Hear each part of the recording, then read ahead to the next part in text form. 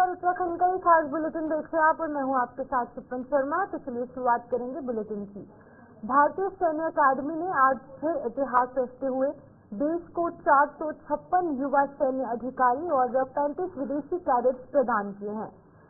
देहरादून स्थित IMA के ऐतिहासिक स्टेटवुड बिल्डिंग में ड्रिल रिक्वायर पर आयोजित पासिंग आउट परेड में एक गौरवशाली क्षण देखने को मिला। इस परेड की सलामी नेपाल के सेना प्रमुख जनरल अशोक राज सिंहदेल ने ली, जो कि इस ऐतिहासिक आयोजन के रिव्यूइंग ऑफिसर भी थे। आज के समारोह के साथ भारतीय सैन्य अकादमी ने अपने 91 साल के गौरवशाली इतिहास में देश और मित्र राष्ट्रों की सेनाओं को 67,119 सैन्य अधिकारी देने का रिकॉर्ड बना लिया है। इसमें अगर बात करेंगे तो 2,988 सैन्य अधिकारी मित्र राष्ट्रों को प्रदान किए गए। IMA ने एक बार फिर से अपनी उत्कृष्टता और वैश्विक पहचान को मजबूत किया है। POP के मद्देनजर IMA और उसके आसपास सुरक्षा व्यवस्था चाक चौबंद रही। अकादमी परिसर के भीतर सेना के सशस्त्र जवान हर स्थिति पर नजर बनाए रखे हुए, जबकि बाहरी सुरक्षा का जिम्मा देहरादून पुलिस ने संभाला। मुख्य परेड के बाद नेपाल के सेना प्रमुख जनरल अशोक राज सिंहदेल ने परेड की कमान संभालने वाली करर पार्टी और 3 ऑर्डलीज के बारे में यहाँ पर उनको पुरस्कार दिए। उन्होंने रिव्यूइंग ऑफिसर प्लेट और तलवार भी प्रदान की। इसके साथ ही जनरल सिंहदेल ने नेपाली सेना के 2 जेंटलमैन कैडेट समेत अन्य नए कमीशन्ड अधिकारियों से मुलाकात कर उन्हें शुभकामनाएं दी। IMA के पास आउट होकर भारतीय सेना के लिए नियुक्त युवा अफसरों के साथ साथ 35 मित्र देशों के सैन्य अधिकारी भी यहाँ पर पास आउट हुए। इस मौके पर जहाँ जाबाजों में उत्साह देखने को मिला, वहीं उनके परिवार वालों में भी खुशी की लहर देखने को मिली। I am Lieutenant Nikhil Girajkar. I am from Solapur, Maharashtra, and I have commissioned into 1969. And he's my friend, Sub Lieutenant Rohit. We have been together since college days, and we were preparing together. And right now, we both are standing with both our heads held high and stars in our shoulders. And it is a very proud moment for both of us. So whoever is there working out, please work hard, and end of the day, it's worth it.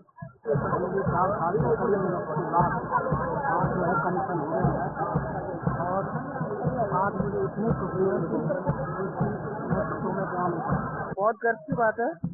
मेरे बेटे ने मतलब पीढ़ी दर पीढ़ी पहले उसके दादाजी भी थे, पापा जी भी थे, अब मेरा बेटा ऑफिसर में है। बहुत गर्व की बात है।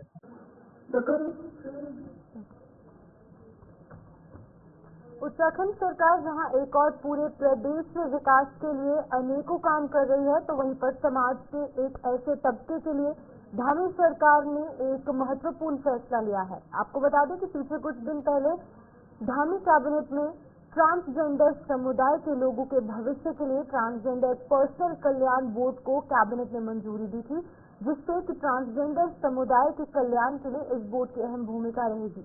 वहीं सरकार के इस फैसले का स्वागत करते हुए अदिति शर्मा, जो एक ट्रांसजेंडर है, उन्होंने धामी सरकार का बहुत धन्यवाद किया। उन्होंने कहा कि प्रदेश की सरकार ने हमारे हित में फैसला लिया है, ये बहुत पहले किया जाना चाहिए था, मगर पहले की सरकारों ने हम पर ध्यान नहीं दिया। ये हमारे ट्रांसजेंडर समुदाय को आगे बढ़ाने में और जीवन जीने में लाभकारी सिद्ध होगा। इसके अलावा जो ट्रांसजेंडर समुदाय के हितों के लिए जो व्यवस्था है, जो अधिनियम है, उसमें एक ट्रांसजेंडर पर्सनल कल्याण बोर्ड के गठन की बात कही गई है। तो वो आज उस बोर्ड के गठन की आज माननीय मंत्रिमंडल द्वारा अनुमति दी गई। ट्रांसजेंडर पर्सनल कल्याण बोर्ड। मैं शुक्रगुजार हूँ धामी सरकार की, जिन्होंने हम लोगों के लिए भी ये चीजें ये फैसला लिया है। और ये बहुत पहले होना चाहिए था, 2018 में पारित हो गया था। तो बहुत लेट ये सरकार को सूझा कि हम भी है इसी समाज का हिस्सा है, हमें जब बोर्ड दे सकते हैं या टैक्स दे सकते हैं, तो हमारे अधिकार भी हमें मिलने चाहिए। तो मैं बहुत खुश हूँ, बहुत सराहना करती हूँ सरकार की, और कि जिन्होंने उत्तराखंड में भी ये संशोधन किया है कि ट्रांसजेंडर वेलफेयर बोर्ड भी होना चाहिए। तो मुझे बहुत खुशी हो रही है कि शायद हमारा उज्जवल भविष्य होने वाला है। थर्ड जेंडर जितने भी हम कम्युनिटी के लोग हैं, जितने भी हम समाज से या अपनी परेशानियों से जूझ रहे हैं, तो लग रहा है कि शायद हमारा उज्जवल भविष्य होने वाला है। और मैं बहुत खुश हूँ, मैं बहुत दिल से धन्यवाद करती हूँ उत्तराखंड सरकार का और धामी जी का, जिन्होंने हमारे हित में अपर मुख्य सचिव आनंद बर्धन की अध्यक्षता में सचिवालय में spring and river rejuvenation authority की राज्य स्तरीय कार्यकारी समिति की बैठक आयोजित हुई। बैठक के दौरान विभिन्न केंद्रीय संस्थानों और राज्य के विभिन्न विभागों के द्वारा प्रतिभाग किया गया। अपर मुख्य सचिव द्वारा समस्त जनपदों में इसी प्रकार के वैज्ञानिक आधार पर जल संसाधनों के सतत विकास हेतु योजना बनाने के निर्देश सभी विभागों को प्रदान किए गए। अपर मुख्य सचिव ने NIH और IIT रुड़की द्वारा नयार, सिपरा, गौरी तथा सोग नदी की दीर्घकालिक उपचार योजनाओं हेतु किए जा रहे अध्ययन की समीक्षा की। उन्होंने सभी कार्यों को शीघ्र पूर्ण किए जाने के निर्देश भी दिए।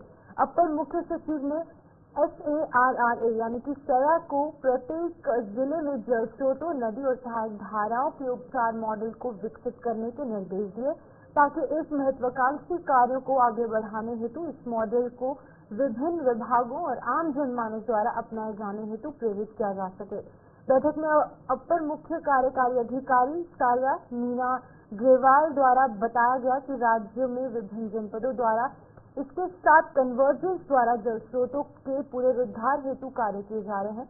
वर्तमान तक जनपदों से जल स्रोतों को वैज्ञानिक आधार पर औपचारिक हेतु 29 करोड़ की कार्य योजना को स्वीकृति दी गई है, जिसमें कि सारा द्वारा यहाँ पर 12 करोड़ रुपए कन्वर्जेंस के रूप में आवंटित किए जा रहे हैं। सारा की राज्य स्तरीय कार्यकारी समिति द्वारा टिहरी जिले की आरगेदार सोंग सहायक नदी धारा के वैज्ञानिक रूप से उपचार हेतु प्रस्तावित योजनाओं को भी अनुमोदित किया गया है, जिनकी लागत 8.16 करोड़ रुपए बताई गई है।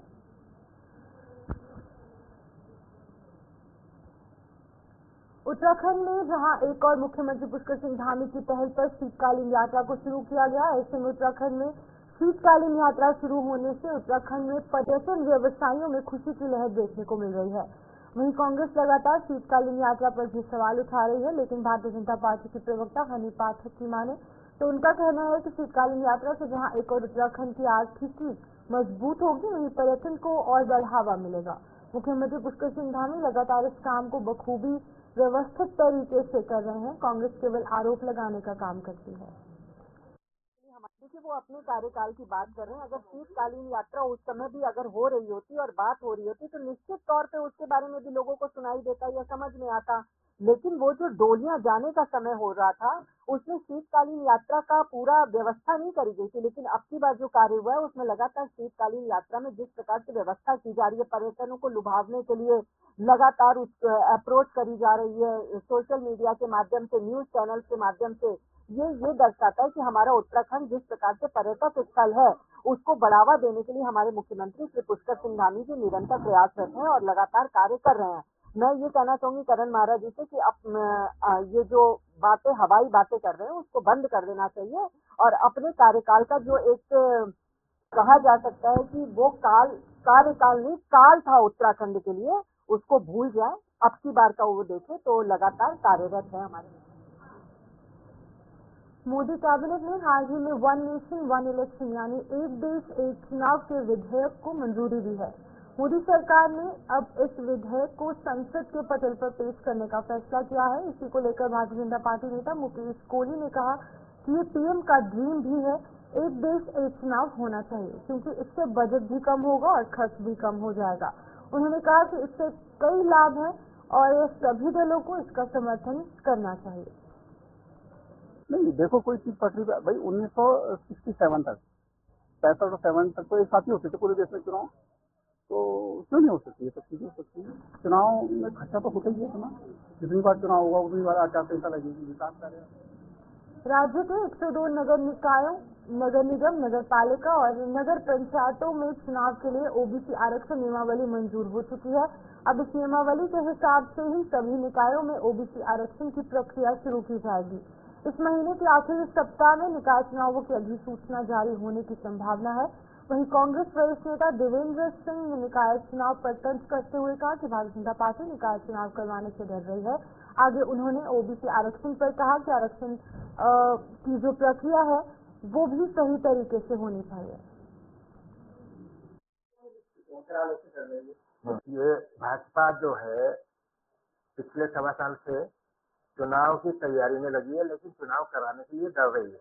जिनको हार का मुंह देखना पड़ेगा। इसलिए अपने जो भी कार्यक्रम है इस तरह से चला रहे हैं। जैसे अभी ओबीसी का आरक्षण है, जो वार्ड है या जो लोअर स्तर पे पंचायतों में आरक्षण है, यह स्थानीय जो उनकी आबादी है संबंधित कैटेगरी की, उसके आधार पर होना चाहिए। यानी कि प्रदेश की जनसंख्या को लेकर आप पूरे प्रदेश में इसी परसेंटेज थोपने और झगड़ा होने का जो है अवसर जनता को दे, जनता कोर्ट में जाए, ताकि आपको फिर से चुनाव आगे बढ़ाने का बहाना मिल जाए।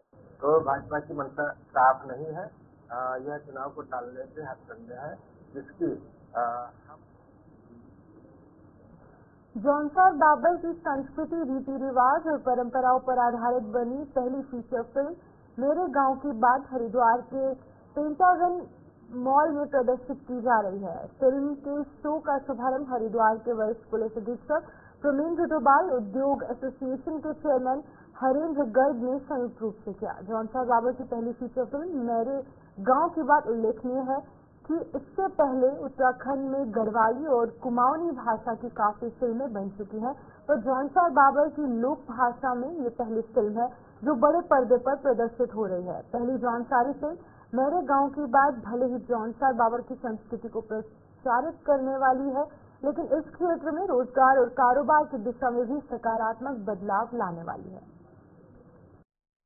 सर, मैं तो ये कहूँगा कि हरिद्वार में आज पहला दिन है और पहला दिन हाउसफुल मिला है हमें। बाकी देहरादून में ये 9 दिन पहले लग चुकी है और हमारे 9 के 9 दिन हाउसफुल है। विकासनगर में इसके 3 शोज लगे हैं, 10वां दिन है। सारे के सारे शोज हाउसफुल चल रहे हैं। महाराज की कृपा हम पे सही पे हो चुकी है। और मैं तो यही कहना चाहूँगा हर एक जौनसार बाबरी को, उत्तराखंडी को बोलना चाहूँगा भले कि आप सिर्फ एक बार ये फिल्म आप जरूर देखें, आपको आपके कल्चर के बारे में बहुत चीजें पता चलेगी। सर, मेन मकसद इस फिल्म बनाने का मेरे लिए जो मेन मकसद है, मैं एक्टर हूँ और मैं 26 साल का हूँ, तो मेरे लिए मेन मकसद ये रहेगा कि हमारे जो यंगस्टर्स हैं, मेरी एज के बच्चे हैं, वो अपने कल्चर से दूर ना रहे। मतलब इस फिल्म बनाने का मेरे लिए यही जरिया था कि अपने कल्चर को मैं यंगस्टर्स के और करीब ला सकूँ। तो मेरा तो ये सर, बॉलीवुड के मेरे 2 प्रोजेक्ट क्रिएट कर रहे हैं, पर मेरा सपना ये था कि पहले मैं अपने कल्चर के लिए कुछ करूं, उसके बाद ही मैं बॉलीवुड में करूँ। और ये मतलब हमारी पहली जौनसार बाबर की पहली पिक्चर है, जो इसमें जो मतलब सारांश अगर देखा जाए तो मतलब इसमें जाकर नारी सम्मान, 2 भाइयों का प्रेम बहुत बखूबी से दिखाया गया है। हाँ, ये कल्चर पे बनी फिल्म है जौनसार की, तो कैसे देखते हैं? बिल्कुल अपने कल्चर पे, मतलब ये गांव से जुड़ी हुई है। मतलब जो क्या के एक संदेश है सबके लिए कि हम लोग सब क्या है कि गांव से निकल तो जाते हैं लेकिन गांव वापसी नहीं जाता है। जिसका सार है गांव की बात, मतलब गांव का रास्ता, वो बहुत कुछ से दिखाया गया। मतलब पूरी टीम के लिए मैं बधाई के पात्र हैं। इनके क्या के निर्माता, निर्देशक और क्या के जिसके क्या के हीरो हीरोइन है, उनके लिए वाकई काबिल तारीफ। बहुत अच्छा अभिनय, बहुत अच्छा।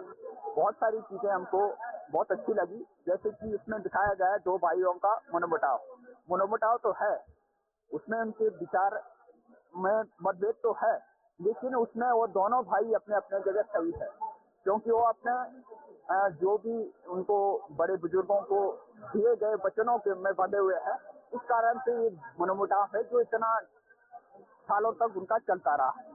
इसमें जबकि जोड़ा है तो बहुत दिनों बाद ये जो है इनको पता चला है कि भाई नहीं, वो भी सही थे और मैं भी सही था।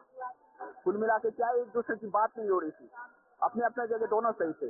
और इसमें जो चीजें दिखाई गई बहुत बारीकी से दिखाई गई है, बहुत अच्छी दिखाई गई है। हमें बहुत अच्छा लगा कि हमारे इसमें कल्चर के बारे में बहुत बारीकी से दिखाया गया है। जो चीजें भूली जा रही हैं, आजकल हम लोग पेरेंट्स ऐसे हो गए हैं कि बाहर आ गए हैं, कोई जॉब करने, कोई बिजनेस करने, तो हमारे बच्चों को उसके बारे में नहीं पता, अपनी संस्कृति है, कुछ भी है, तो इसमें बहुत बारीकी से दर्शाया गया है। हमें बहुत अच्छा लगा कि हमारे यहाँ कैसे होता है। हाँ, बड़ी स्तर की फिल्म है। हाँ, लेकिन हम अपने कल्चर को ज्यादा है वो देंगे कि भाई हमारे कल्चर में जो दिखाया गया है, आपने इसमें देखा होगा, आप मीडिया से आए हो, जिसमें क्या दिखाया गया है। आपको ऐसा कौन सा सीन लगा है जिससे आपकी आंखों में आंसू नहीं आए होंगे? तो 3-4 सीन है जबकि आपकी आंखों में आंसू आ जाएंगे। लगा आपको ऐसा भी नहीं लगा? शायद आपने देखा होगा अगर बारीकी से। हाँ, बिल्कुल बहुत अच्छी फिल्म है। अपनी जगह सबकी जगह है, लेकिन हमारी जो फिल्म है उसकी जगह। लालकुआं बिंदुखत्ता ब्लॉक कांग्रेस कमेटी के तत्वावधान में अशोक चक्र विजेता शहीद मोहन नाथ गोस्वामी के नाम से बिंदुखत्ता में स्वीकृत मिनी स्टेडियम के निर्माण की मांग को लेकर कांग्रेस आगामी 16 दिसंबर से 18 दिसंबर तक 3 दिवसीय विशाल जन जागरण पदयात्रा निकालेगी, जिसमें कांग्रेस प्रदेश अध्यक्ष सहित कई अन्य बड़े नेता शामिल होंगे। पदयात्रा का शुभारंभ बिंदु खत्ता के इंद्रनगर प्रथम से किया जाएगा। यहाँ पदयात्रा लगभग 30 किलोमीटर तक चलेगी, जो कि संपूर्ण विधानसभा में घूमेगी। वहीं यात्रा का समापन 18 दिसंबर को किया जाएगा। इससे पूर्व तहसील परिसर के समीप एक विशाल जनसभा का आयोजन भी किया जाएगा। इसके बाद कांग्रेस कार्यकर्ताओं द्वारा महामहिम राज्यपाल महोदय तथा सूबे के मुख्यमंत्री के नाम एक ज्ञापन भी सौंपा जाएगा। 2016 में कांग्रेस सरकार ने अशोक चक्र विजेता शहीद मोहननाथ गोस्वामी स्टेडियम की स्वीकृति दी थी, लेकिन अभी तक उसमें एक ईंट भी नहीं लगा है। ये सरकार के इतने साल, लेकिन ये सरकार शहीदों के नाम पे वोट ले लेती है, शहीदों के नाम में लोगों को बरगला लेती है, लेकिन इतना बड़ा स्टेडियम और जिले का एकमात्र अशोक चक्र हमें सरकार ने दिया है, तो अभी तक वो स्टेडियम स्टार्ट नहीं हुआ है। हम यहाँ पर 3 दिन की पदयात्रा कर रहे हैं, जिसमें जो आक्रोशित सारे लोग इकट्ठा होकर पदयात्रा करेंगे। 2 लोग हमारी पदयात्रा स्टार्ट होगी, जिसमें हमारे शीर्ष नेतृत्व में हमारे प्रदेश अध्यक्ष सहित बड़े बड़े हमारे नेतागण यहाँ पर उपस्थित रहेंगे। साथ ही शहीद मोहननाथ गोस्वामी जी की वीरांगना और अन्य वीरांगनाएं जो माताएं हैं हमारी, वो भी इस यात्रा में सम्मिलित रहेंगी। युवा वर्ग सब सम्मिलित रहेगा। और साथ ही हम पूरे बिंदु खत्ते को जन जागरण एक पदयात्रा का नाम दिया है। सबको जागरूक करते हुए 18 तारीख को हम तहसील में इसका समापन करेंगे और ज्ञापन देंगे। हम लोग सब कांग्रेस वाले मिलकर करते हैं, जिसमें हमारे प्रदेश अध्यक्ष श्री करण मेहरा भी आएंगे। ये हमारा कार्यक्रम 16, 17, 18 तीन का है, जिसमें स्वर्गीय शहीद मोहननाथ गोस्वामी जी का यहाँ पर जब कांग्रेस सरकार थी, श्री हरीश रावत ने जो मुख्यमंत्री थे उत्तराखंड सरकार के, इनके द्वारा 2-3 बार यहाँ आए और उन्होंने शहीद मिनी स्टेडियम की घोषणा की। उसमें श्रम मंत्री श्री हरिचंद्र दुर्गापाल थे, इनके द्वारा भूमि पूजन किया गया और वादा किया गया और उनके द्वारा प्राप्त करके भूमि का हस्तांतरण भी प्राप्त चल रहा था। लेकिन पता नहीं क्या हुआ, इस सबको शहीद सब ठंडे बस्ते में डाल दिया भाजपा सरकार। भाजपा सरकार बदली, जो कांग्रेस के जो भी पुराने वादे थे या जो भी किया वो सब ठंडे बस्ते में कर दिया। ये सरकार नाकाम हो गई, इसीलिए हम लोग धरना प्रदर्शन 16, 17, 18 करेंगे। बिंदु खत्ता शुरू होकर लाल कुआं होते हुए शहर से और तहसील पर जाएंगे, ज्ञापन देंगे और हम सब लोग अपनी बात सरकार को पहुंचाने के लिए ज्ञापन भी देंगे और बोलेंगे भी उनके खिलाफ सरकार से, जो उनकी नाकामी है। और उसके साथ में लाल कुआं में भी धोखा हुआ, भूमि मलकाना हक कांग्रेस टाइम हुआ, उसमें कुछ 5% लोगों को भूमि मलकाना हक के कागज मिले, वो भी बराबर के मिले हैं। वो भूमि कोई काम में नहीं आता, न किसी बैंक से लोन ले सकते न कुछ कर सकते, वो भी इन लोगों ने ठंडे बस्ते में डाल दी। ऐसी कई योजनाएं हैं। ये पदयात्रा जो है जी, शहीद मोहननाथ गोस्वामी जी अशोक चक्र विजेता, इनका 2015-16 में यहाँ पर एक मिनी स्टेडियम की घोषणा हुई थी और उसके बाद 10 लाख रुपए टोकन मनी भी उसका आ चुका था। और साथ में बागेश्वर में जनपद में यहाँ पर खाती गांव है, यहाँ पर वो भूमि हस्तांतरण का भी कार्यक्रम चल रहा था। उस टाइम हो गया था ये, लेकिन आज तक वो स्टेडियम नहीं बना। लेकिन आज अब सुनने में आ रहा कि अभी तक वो स्टेडियम की भूमि हस्तांतरण नहीं हो पाई है। रुड़की में सोलानी पुल का निर्माण न होने को लेकर स्थानीय लोगों को परेशानी का सामना करना पड़ रहा है। लोगों की इस परेशानी को लेकर भारतीय किसान यूनियन रोड ने रुड़की के प्रशासनिक भवन में बैठक की, जिसमें लोगों की इस परेशानी पर चर्चा की गई। भारतीय किसान यूनियन रोड ने कहा कि इस मामले को लेकर पीडब्ल्यूडी के अधिकारियों से बात की गई है। उन्होंने कहा कि अगर जल्द से जल्द पुल की व्यवस्था नहीं की जाती तो किसान यूनियन ट्रैक्टर ट्रॉलियों से पुल को बंद कर देगी, क्योंकि 2 दर्जन से ज्यादा स्कूल कॉलेज NH 58 पर है और यहाँ से जाने वाले बच्चे तकरीबन 20 किलोमीटर का चक्कर काट कर जाते हैं, जिससे कि अभिभावकों पर आर्थिक दंड पड़ रहा है। स्कूल कॉलेजों ने अपनी बस का किराया 500 से 700 रुपए बढ़ा दिया है। पुल 2 साल से बंद पड़ा है। इसमें किसानों को और जो स्कूल के बच्चे ना आवाजाही जो है लाखों आदमी को होती है, इस पर परेशानी होगी बहुत तकलीफ। तो हमारे यहाँ से गन्ना नहीं जा पा रहे, यहाँ से और बच्चे नहीं जा पा रहे। और स्कूल में बच्चों को फीस बढ़ा दी गई है, जो 15-20 किलोमीटर का चक्कर पड़ रहा है। ये इन पर क्या दिक्कत पड़ रही है ना, अधिकारियों को कोई दिक्कत नहीं है, ना किसी बड़े नेता को दिक्कत है, इससे आम जनता को हो रही है। वह 20 किलोमीटर को घूम के आ रही है। हमारे गन्ने की ट्रॉली भी घूम के आ रही है, इस पर का आ रही है। हम इस पर गन्ने का किराया बढ़ेगा तो हमारा क्या गलती है इसमें? ये पुल क्यों नहीं बनता? 2 साल हो गए, जब अगर हमारे बच्चे नहीं जा पाएंगे तो ये क्यों जाएंगे भाई? तो ऐसा हम निर्णय ले रहे हैं, अगर ये रबाट होगा और कुछ नहीं होता वहाँ, एक बारिश आओगी वो बचेगा। पहले भी हुआ है, पहले भी ऐसे हुआ। रुड़की की जनता इतनी त्रस्त हो चुकी है कि लग ही नहीं रहा कि यहाँ कोई सरकार है हमारे उत्तराखंड के अंदर। मतलब जो बच्चे हैं, ठंड का मौसम आ गया, वो कम से कम 1.5 घंटा पहले उन्हें तैयार करना पड़ रहा है घर से, 1.5 घंटा पहले। और 1.5 घंटा उनका कम से कम एक लॉन्ग रूट से बसें घूम के जा रही हैं स्कूल तक पहुंच रहे। कहने को तो 9 बजे का 10 बजे का टाइम कर दिया सरकार ने। इनको ये उनसे पूछे कि बच्चे कितने बजे उठ के तैयार हो रहे हैं। 1.5 घंटा पहले बस आके खड़ी जा रही, तो मुश्किल से 15 मिनट पहले चलती थी।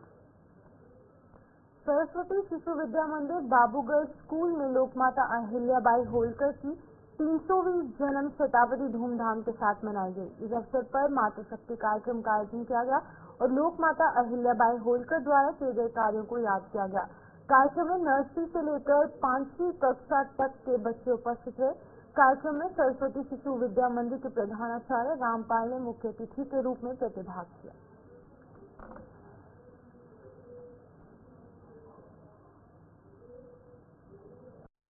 अपने सरस्वती शिशु मंदिर में लोक माता अहिल्याबाई होलकर की 300वीं जन्म शती के उपलक्ष्य में एक मातृ सम्मेलन का आयोजन किया गया है।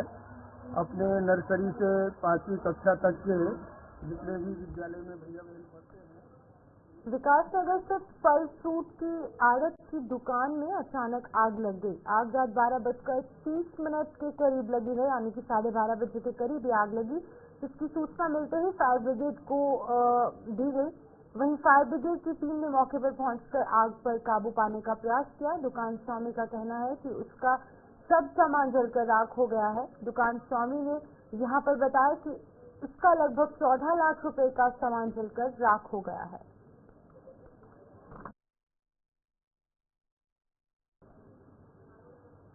बांग्लादेश में हो रहे हिंदुओं पर अत्याचार से पूरे भारत के हिंदुओं में भारी आक्रोश देखने को मिल रहा है। कोटद्वार के बाजार में भी यहाँ पर बता दें कि कोटद्वार के जो बाजार है वो यहाँ पर बंद रहे और व्यापारियों ने बंद का समर्थन करते हुए बांग्लादेश हिंसा के खिलाफ अपनी नाराजगी दिखाई। इस दौरान बड़ी संख्या में हिंदू संगठनों से लेकर मठाधीशों ने भी जुलूस में पहुंचकर हिंदुओं पर हो रहे अत्याचार के खिलाफ अपनी आवाज उठाई। वहीं जुलूस में भारतीय जनता पार्टी के नेता और कार्यकर्ताओं ने शहर में जुलूस निकाला और जय श्री राम के नारे भी लगाए।